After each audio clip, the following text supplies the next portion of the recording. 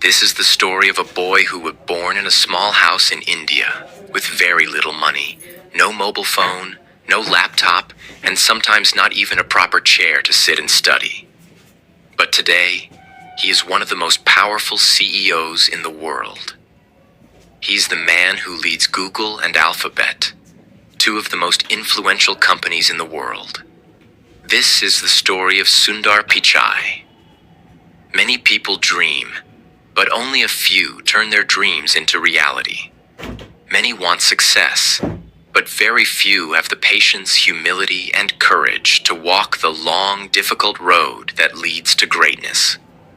Sundar Pichai's story is proof that you don't need to be born rich to become successful. You don't need to have expensive clothes or luxury things. What you really need is a burning desire to learn, a never-give-up attitude, and a humble heart. Chapter 1. The Humble Beginnings. Let us go back to the year 1972, to a crowded, noisy city called Madurai, in the southern part of India. In this city, on June 10th, 1972, a boy named Pichai Sundararajan was born in a small middle-class family. The world knows him today as Sundar Pichai.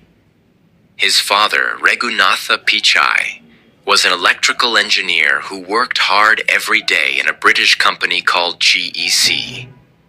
He repaired electrical parts, worked with circuits and designs, and tried to give his family a better future. His mother, Lakshmi, was a stenographer, someone who types and writes shorthand. But she left her job to take care of her children full-time. Now imagine this. Sundar's house had no television, no refrigerator, and they lived in a small two-room apartment in Ashok Nagar, Chennai, which was known as Madras at the time. One room was a living room during the day, and at night it became the bedroom of the whole family. They didn't have a car. They used a scooter to go anywhere. There was only one fan, and during summer the house became extremely hot. But they never complained. They were happy, simple people. Sundar shared his room with his younger brother. Sometimes his relatives also came to stay in the same house. The space was small, but the dreams inside that small house were big. Sundar's childhood was filled with questions. He was always curious. He wanted to know how things worked, how a telephone works, how electricity travels, how machines are built. He asked his father many questions, and his father always answered with patience. This is where Sundar first learned the value of knowledge and learning. Every evening, his father would come home from work and talk to Sundar about what he did in the factory. Sundar listened carefully. He didn't understand everything, but he learned to think like an engineer. He learned that behind every great thing in a world, there is hard work, discipline, and design. Now listen to this powerful part. They got a telephone at home only when Sundar was 12 years old. It was a simple rotary phone. You had to turn the dial to call someone. And here's something very surprising. Sundar had a photographic memory. He could remember every single phone number he dialed, even after calling it once. That was the first moment when his family realized Sundar is special. Even though he was very intelligent, Sundar was never proud or arrogant. He was quiet, polite, and shy. He was the kind of boy who sat in the back of the class but always scored the highest marks. He studied in Jawahar Vidyalaya, a school that was not fancy or elite, but it had good teachers. Sundar loved maths and science. He liked solving problems. He was not someone who learned only to pass exams. He learned because he enjoyed learning. Now you may ask, did he have tuition? Expensive books? No. He studied with what he had. He borrowed books from others. He worked harder than most students. And he never wasted time.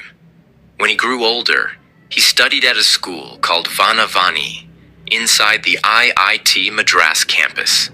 He saw brilliant students and professors there, and he started dreaming. One day, I want to go to a big college too. But dreams are not enough. Dreams must be followed by effort.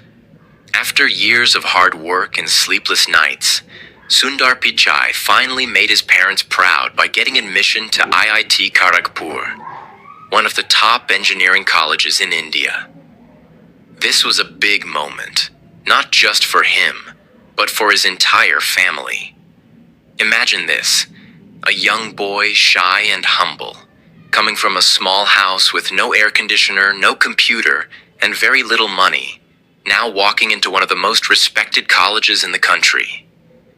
It was a new world for him. Big classrooms, brilliant minds, competitive students, and highly experienced professors. But here's something you should know. Even though he got in, life did not become easy. In fact, it became even tougher. Sundar chose to study metallurgical engineering, the study of metals, materials, and how they work in industries. Now you may ask, why metallurgy? Why not computer science? The truth is, Sundar was not from a rich family. He didn't know much about computers at that time. In fact, during his early IIT days, he had never even touched a real computer.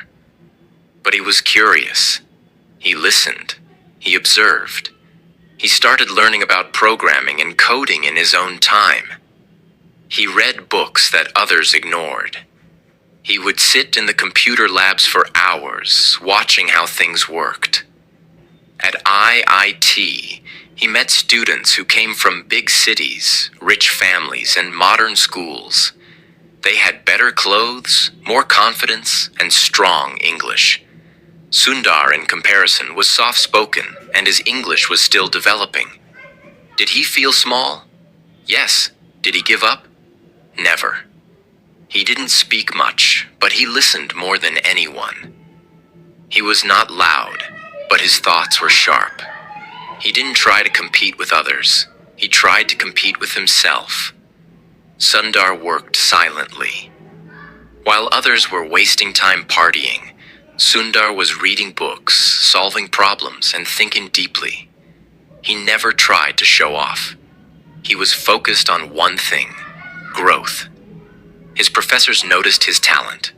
They saw that Sundar had something special, a calm mind and deep intelligence.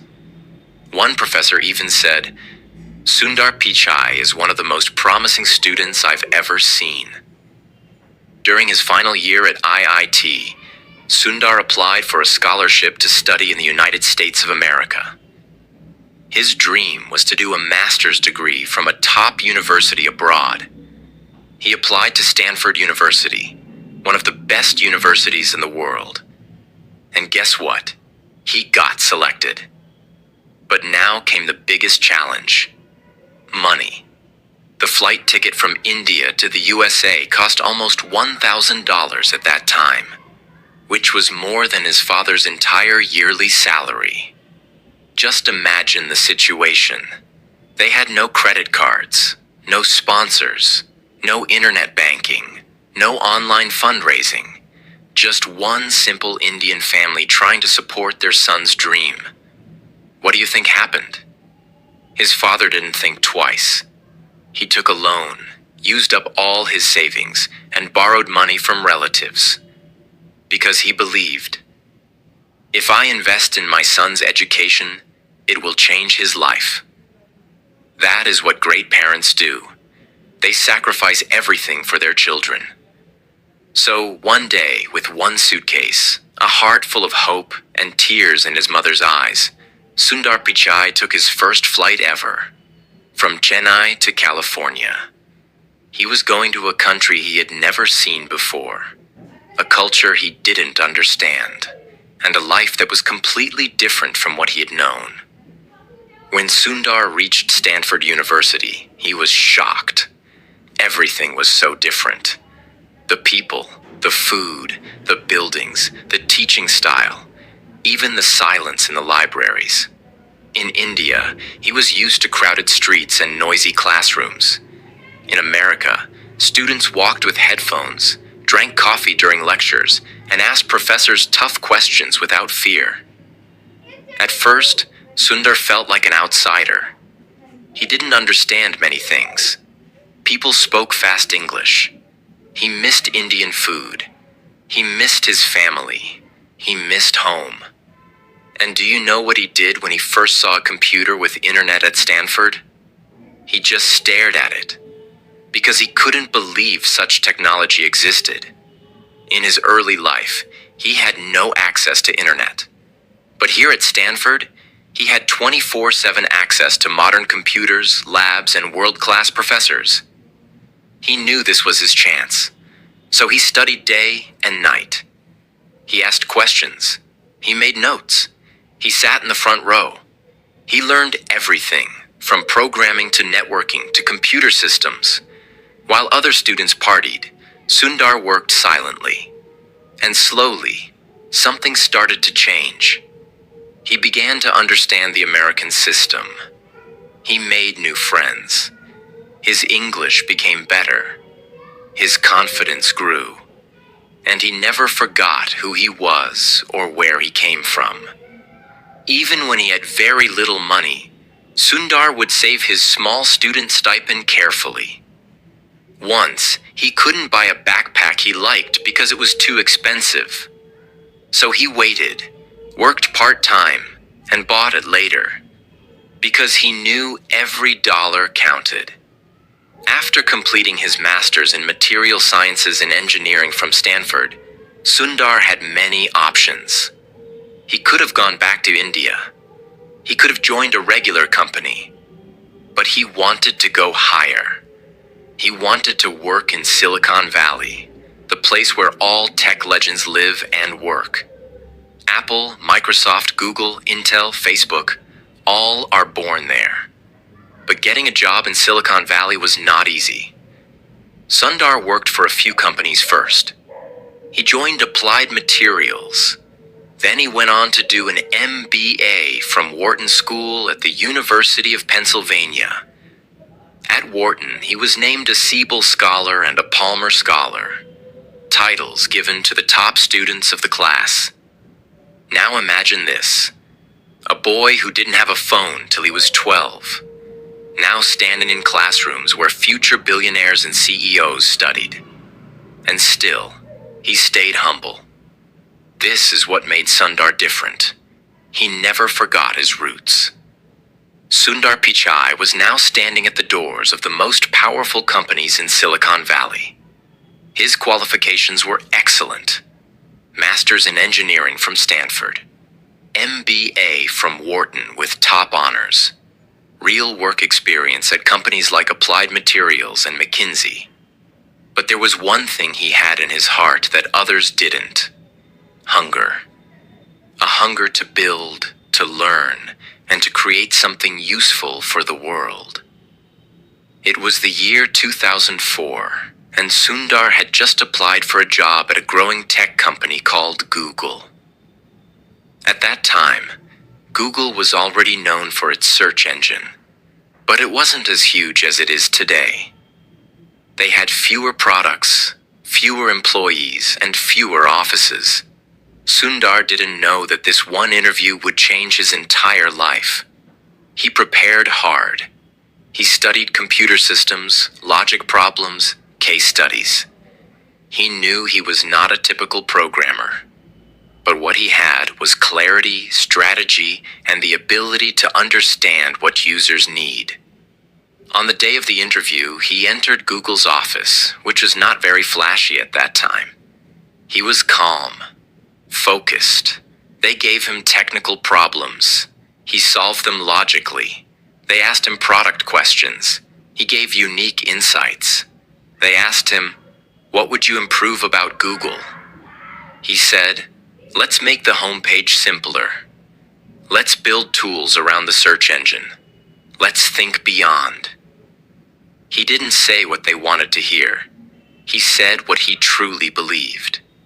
And that impressed everyone. Sundar got the job. He joined as a product manager, a role where you don't just code. You also think. You solve problems.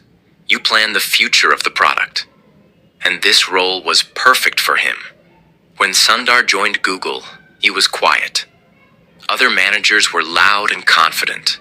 They had big egos. They spoke in meetings to show their power. Sundar, he spoke only when needed. But when he did, people listened. He was given a simple job: work on Google's search toolbar, the small bar that lets you search Google from your browser without opening the main page. It was not a glamorous job. No one thought it was important. But Sundar saw the future. He realized that if people used Google directly from their browser, they would stop using other search engines. Google would become faster, easier, and more natural. So he worked day and night to make the toolbar better. He studied how users searched, how fast the results came, and what made the experience smooth. He focused on user behavior, what people really wanted, not just what engineers wanted to build. He improved the toolbar until it became a major reason for Google's early success. As Sundar was working, he saw a big problem. Most people were using Microsoft's Internet Explorer or Mozilla Firefox to browse the internet. But those browsers were slow, clunky, and full of bugs. He thought, why not build our own browser? This was a huge risk. Google was a search company, not a browser company. Building a browser would take years, and many senior leaders said it was a bad idea. But Sundar believed in speed, simplicity, and control.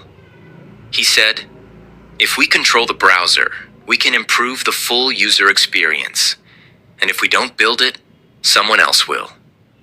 Still, no one was ready to fund his idea. So what did he do? He kept pushing. He made presentations. He showed prototypes. He convinced one team member at a time. He created a small team and started building in secret. Finally, Larry Page, Google's co-founder, believed in him and said, let's go for it. That project became Google Chrome. When Chrome launched in 2008, it was clean, fast, and easy to use. People loved it. Within a few years, Google Chrome became the #1 browser in the world. And this one product made Sundar Pichai a rising star inside Google. Why? Because he had a clear vision. He built a strong team. He took a huge risk. And most importantly, he put the user first. He didn't build Chrome to become famous. He built it to solve a real problem. And that's what true leaders do. After Chrome, Sundar didn't stop. He worked on Google Drive, Gmail improvements, Google Maps, Android. He later took full control of Android. Every time, he led his team with humility. He was not bossy. He listened to others. He allowed people to disagree. He created a culture of respect.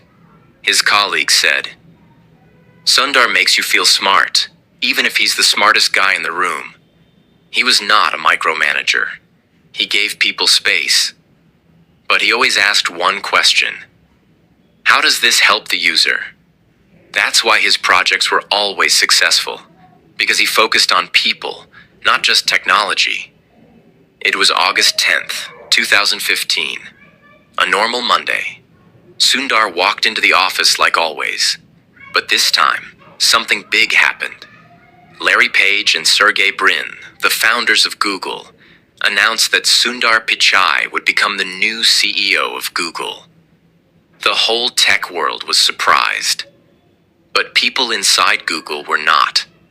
They knew this day would come. Because Sundar was not just an engineer. He was a visionary, a thinker, a leader, a problem solver, and most importantly, a kind and respectful human being. Think about it. The boy who grew up in a two-room apartment in Chennai, who stood in lines to use a phone, who didn't have access to a computer until he came to the US, was now in charge of a company that controls the internet for billions of people. This was not a dream anymore. This was real life. But with great power comes great pressure. And that's what this chapter is all about. Sundar walked into the office on his first day as CEO without bodyguards, without shouting, without a dramatic press conference. No big speech, no loud words, just a warm smile, a quiet presence, a confident walk. He stepped into a room full of Google's top executives. He didn't start by talking about profits or numbers. He simply asked, "What's best for our users? What can we do that truly helps the world?" This was the kind of leader he was. Simple, thoughtful, user-focused, and deeply human. Being CEO of Google is not like running a small company. It's more like being a global leader. Why? Because Google touches billions of lives daily through search, YouTube, Gmail, Maps, Android. Millions of businesses through advertising and cloud services. Governments and schools through data, privacy, regulations. Every single decision Sundar made would be seen, judged, and discussed globally. If he made a mistake, it would be on the news. If he fired someone, it would trend on social media. If he launched a new product, the entire tech world would analyze it. So how did he handle that kind of pressure? Calmly, softly, powerfully. He didn't panic. He didn't play politics. He didn't attack critics. He did what he always did. He listened, thought deeply, and then spoke with clarity. Soon after Sundar became CEO of Google, another huge change happened. Google's co-founders, Larry Page and Sergey Brin, decided to step back and create a new parent company called Alphabet Inc. This was the holding company that would own Google, YouTube, DeepMind, Waymo, self-driving cars, and other ambitious projects. Guess what? In December 2019, Sundar Pichai was made the CEO of Alphabet too. Yes, now Sundar was not just responsible for Google, he was responsible for YouTube, Google Cloud, Google Search, self-driving cars, Waymo, artificial intelligence, DeepMind, and many other futuristic projects. It was like being the captain of 10 massive ships at once, each with its own engine, team, and mission. Still, he didn't panic. He led with strategy, with listening, with balance. Being a tech CEO means you're not only dealing with engineers and products, you're also dealing with governments, courts, activists, the public, and politics. Here are some of the major storms Sundar faced, and how he handled them. The U.S. Congress hearings, 2018. In 2018, Sundar Pichai was called to testify before the United States Congress. Why? Because lawmakers were worried about user data privacy, political bias in search results, monopoly concerns, whether Google was too powerful. It was a tense moment. Powerful politicians were sitting across from him. Cameras were rolling live. Every word he said could become global news. But Sundar sat calmly. He explained Google's technology in simple words. He made complex systems sound human and understandable. He repeated one message. We do not manually control search results. We use algorithms, and our focus is to provide the most relevant results. He didn't argue. He didn't lose his cool. He simply educated. This moment proved something powerful to the world. Sundar Pichai was not just a tech expert. He was a communicator, a global leader, and a voice of reason in a chaotic world. The employee protests. Even inside Google, Not everything was perfect. Employees protested certain military contracts. Some were upset about pay differences and lack of diversity. There were tensions around how AI should be used ethically. Sundar didn't run from these problems. He did town halls, where employees could ask tough questions directly. He listened, he responded, he made changes. He didn't try to be a boss. He tried to be a listener, a bridge, and a problem solver. While all this was happening, Sundar didn't stop focusing on innovation. Under his leadership, Google invested deeply in artificial intelligence, using it for translation, health, maps, search, and more. Google Cloud became a major business, helping companies around the world manage data and grow. Android kept improving, becoming the most used mobile system in the world. Google Pixel phones were launched and improved. He was not just maintaining old products. He was creating the future. With so much power, it's easy to forget where you came from. But Sundar didn't. Even today, he talks to students from India and around the world. He gives speeches encouraging kids from small towns to dream big. He reminds people that humility, kindness, and curiosity are more important than degrees or titles. In one interview, he said, "Success comes not from where you start, but from how far you're willing to go." This is who he has become. A man who leads billions, influences world decisions, and still lives by simple values. Many people think CEOs are always working, but Sundar knows the truth. Real success includes balance. He is not just a CEO, he is a father, a husband, a friend, a reader, a quiet observer of life. Family life. Sundar is married to Anjali Pichai, the same girl who supported him during college in India when he didn't have money to make phone calls. They have 2 children, and he makes time to be with them, no matter how busy he is. Personal habits. He starts his mornings with tea and a newspaper. He likes to walk and think deeply. He reads books about technology, history, psychology, and human behavior. He doesn't chase luxury. He chases clarity. Hobbies. He enjoys cricket, watching sports, and sometimes even cooking simple Indian dishes with his wife. Friends say, "He is the same Sundar we knew in college. He hasn't changed. He's still humble, still quiet, and still full of ideas." One of the most inspiring things about Sundar is this. He never tries to show off. He wears simple clothes. He speaks softly. He doesn't talk about money or fame. He talks about ideas, innovation, and how to make people's lives better. This is rare in today's world. Most people want attention. Sundar wants impact. In one interview, someone asked, "Why don't you act like other billionaires? You live so simply." He smiled and said, "My goal was never to be rich. My goal was to be useful." Powerful, isn't it? Today, Sundar Pichai is respected all over the world. He has been listed in Time magazine's 100 most influential people multiple times.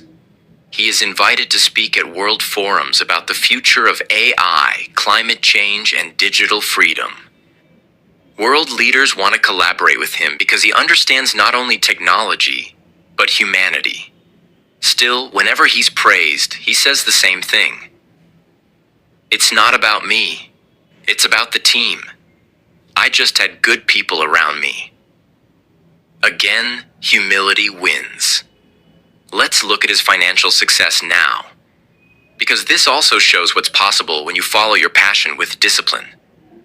Net worth, as of 2025, estimated to be over 1.5 billion USD. Annual salary, around $240 million per year, including bonuses, stocks, and performance rewards. Homes, a beautiful, eco-friendly house in Los Altos Hills, California, surrounded by nature. No gold statues. 100 cars. Just peace, books, trees, and family. Cars, Tesla Model S, BMW 7 Series, Range Rover, but he rarely shows off. Lifestyle, focused on privacy, peace, and personal growth. Still drinks cutting chai, tea when he visits India. Still reads Tamil newspapers when he gets time. These are some of Sundar's most powerful and unforgettable quotes. Read them, feel them, live them. Wear your failures as a badge of honor. Failure doesn't mean you are weak. It means you are growing. A person who is happy is not because everything is right in his life. He is happy because his attitude towards everything in his life is right. Attitude is everything. As a leader, it is important to not just see your own success, but focus on the success of others. Leadership is about lifting others. Be impatient to learn, but be patient to apply what you learn. Learn fast. Apply slow and wisely. It is important to follow your dreams and heart. Do something that excites you. Passion is the fuel. Let's end this powerful journey with timeless lessons from Sundar's life. These are not just words. These are rules to live by if you want to rise from nothing to everything. 1. Your background does not define your future. Sundar came from a simple Indian family. He had no phone, no car, no money to study abroad. But he had dreams. Where you start doesn't matter. Where you're going, that's what counts. 2. Be curious like a child, always learning. He loved learning. Even as CEO, he reads every day. He listens to others. He upgrades his thinking. Stop scrolling. Start growing. Replace gossip with growth. Replace fear with learning. 3. Stay humble even when you rise. Sundar never became arrogant. He stayed soft-spoken, polite, grounded. Real strength is quiet. Real greatness whispers. 4. Choose kindness over ego. Even when attacked, he never hit back. He used truth, not anger. Calm, not chaos. Be kind, even when it's hard. 5. Success is not just about money. It's about usefulness. Sundar's goal was never luxury. His goal was to make a difference, and he did. Don't chase money, chase meaning. 6. Believe in your own journey. He could have given up many times. When he was poor, when he was rejected, when people doubted him. But he believed. He kept going. Even if no one believes in you, you believe in you. Sundar Pichai's story is not just the journey of a tech leader. It's the journey of a human soul who started with nothing and built an empire with honesty, humility, and heart. Let his story remind you, you don't need to be born rich. You don't need to speak perfect English. You don't need connections. You need just one thing: a burning fire inside you to learn, to grow, and to never stop, no matter how hard life gets.